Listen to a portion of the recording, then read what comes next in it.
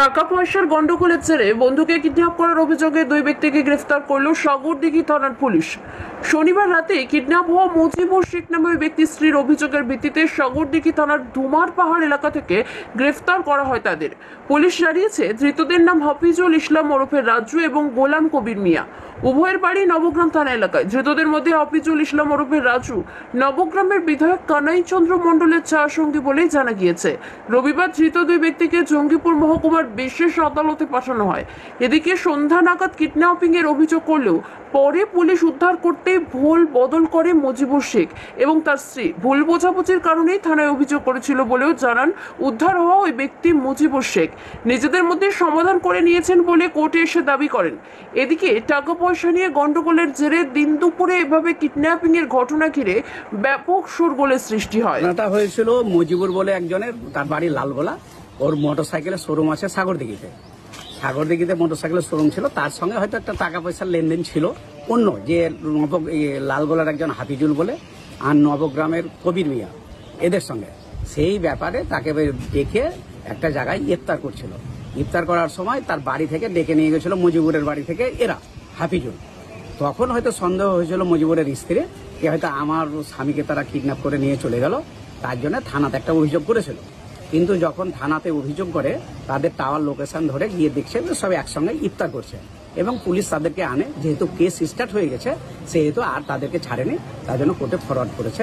Kidnap হয়নি, ভুল বুঝাবুঝিতে তার সন্দেহ করেছিল যে আমার স্বামীর কাছে একটা টাকা পয়সার হয়তো ব্যবসার ক্ষেত্রে প্রীত, তার জন্য হয়তো চাওয়ার জন্য ওকে তুলে নিয়ে গেল গাড়িতে।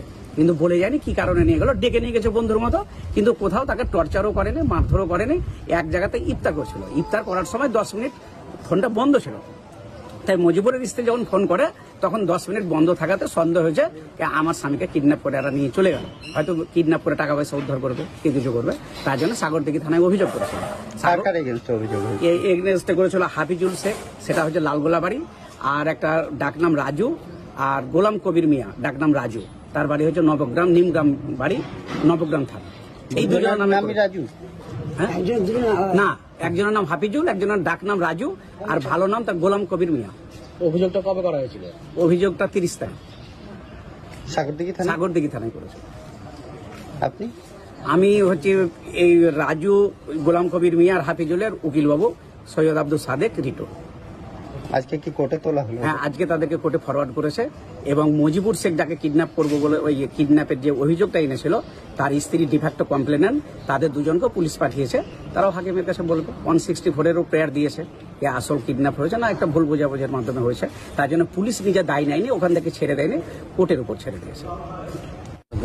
নিজেদের মধ্যে পারিবারিক ভুল বোঝাবুঝি হয়েছিল, সেটা আমাদের নিজেদের মধ্যে মিটে গিয়েছে। আপনি হয়তো অভিযোগ করেছেন আপনি কিডন্যাপিং হয়েছে? না, কিডন্যাপ হয়নি। ও 10-15 মিনিট হয়তো আমার লেট দেখেছিল, সেই হিসাবে উনি ভুল বোঝাবুঝি করে এটা করেছে।